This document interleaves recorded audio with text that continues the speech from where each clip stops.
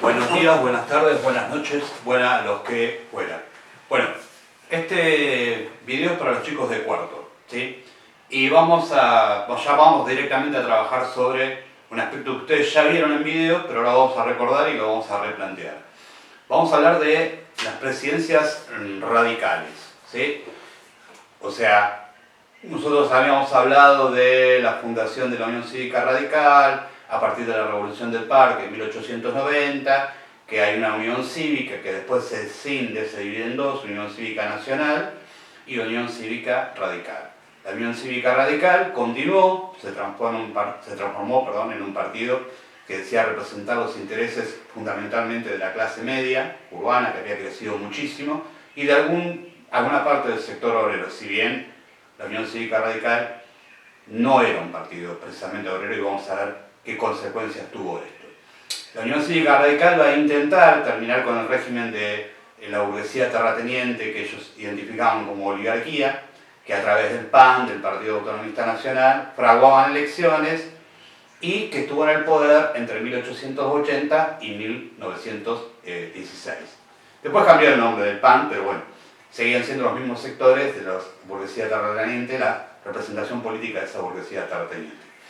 Bueno, la Unión Cívica Radical va a intentar desplazar del poder al PAN en forma de revoluciones que fracasan. Hay dos, una en 1893 y otra en 1905, y finalmente consigue la sanción de la ley Sáenz-Peña, que en realidad no es una ley, sino que es un conjunto de leyes que establece el voto secreto y obligatorio de los ciudadanos argentinos mayores de 18 años que estaban incluidos en el padrón militar.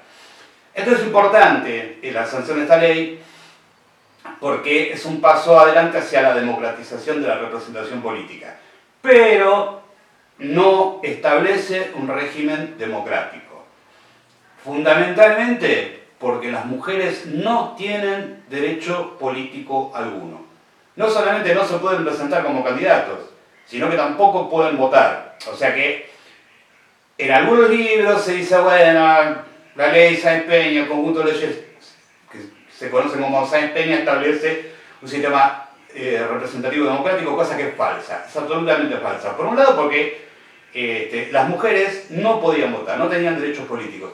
Y por otro lado porque el mecanismo que había hecho posible la ley Sáenz-Peña excluía del voto a los extranjeros, ¿sí? Uno puede decir, bueno, pero no había alguna opción. No la había. Si era extranjero no podía votar en ninguna instancia, ni municipal, ni provincial, ni mucho menos nacional. Bueno, la Unión Cívica Radical entonces va a llegar al poder por primera vez en 1916, cuando es electo presidente Hipólito Yrigoyen. Él va a ser presidente de 1916 a 1922. ¿Sí? Luego lo va a suceder otro presidente radical, Marcelo Torcuato de Alvear, de 1922 a 1928, y hay un segundo periodo de Yrigoyen que queda trunco por el golpe de 1930, o sea que Yrigoyen va a ser presidente entre 1928 y 1930. Cuando, en cierto modo, por la grave crisis mundial económica del 29, que se desata en el 29, y por la presión de sectores dominantes en Argentina, se produce el primer golpe militar del siglo XX, el primero de unos muchos que va a haber. Bueno, vamos a ver entonces. Primero, caracterizar. La Unión Cívica Radical es un partido policlasista. ¿Qué quiere decir que es policlasista? Que es un partido que agrupa a varios sectores, ¿sí? A varios sectores sociales. Si bien generalmente se caracterizó como un partido de la clase media, ¿sí? O sea, la representación política durante muchos años se consideró, pero ojo, hasta ahí, porque vamos a ver los líos que se van a armar después con la presidencia de Marcelo Torcuato de Alvear.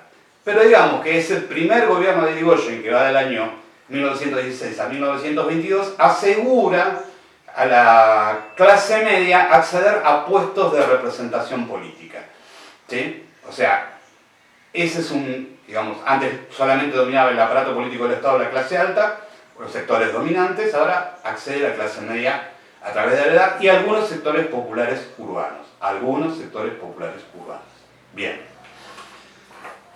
Dentro de las medidas de democratización y acceso al poder político de la clase media, ¿sí?, va a haber otro tipo de medidas que pueden considerarse progresistas, positivas, como por ejemplo, una muy importante, la creación de YPF. YPF, supongo que algunos no lo sabrán, entonces lo explicamos, quiere decir yacimientos petrolíferos fiscales. O sea, se funda una compañía petrolera del Estado, ¿sí?, que regule la explotación del petróleo, un recurso que empieza a ser estratégico. ¿Por qué empieza a ser estratégico? Porque acuérdense de la época, chicos. Nosotros, si bien el motor de explosión interna que después permite diseñar el automóvil y más tarde los aviones, ¿sí?, es un invento de fines de la década de 1880, pero el transporte utilizando automóviles o camiones va a ser un proceso, esa sustitución de la tracción a sangre, los carros con caballitos o carretas con bueyes además, va a ser un proceso bastante extendido en el tiempo, ¿sí? De hecho, nosotros por ahí podemos ver gente que se gana la vida por las calles Quilmes con carritos, ¿sí? Ustedes imagínense que hasta bien entrada la década de 1950 todavía el camión no había reemplazado a los carros, todavía no había reemplazado completamente la tracción a sangre. Pero, como los combustibles empiezan a ser estratégicos, o sea, tener petróleo, el que tiene el petróleo, el que controla el petróleo de una economía que está industrializada, en realidad maneja una de las variables más importantes de precios, porque si te aumenta el combustible, te aumentan los precios de toda la economía interna, ¿sí? Entonces eso fue muy interesante, en el sentido de que le dio al Estado una capacidad de intervención en la economía que antes no tenía. Hizo Hipólito Yrigoyen, creando yacimientos petrolíferos fiscales, ¿sí? O sea, controlando el petróleo que el país producía. Otra medida interesante fue la reforma universitaria. La reforma universitaria, ¿en qué consistió? Bueno, en permitir a los estudiantes, ¿sí?, se da en Córdoba en 1918, en permitir a los estudiantes participar de la administración de sus casas de estudio, sus universidades, ¿sí? Esto es lo positivo.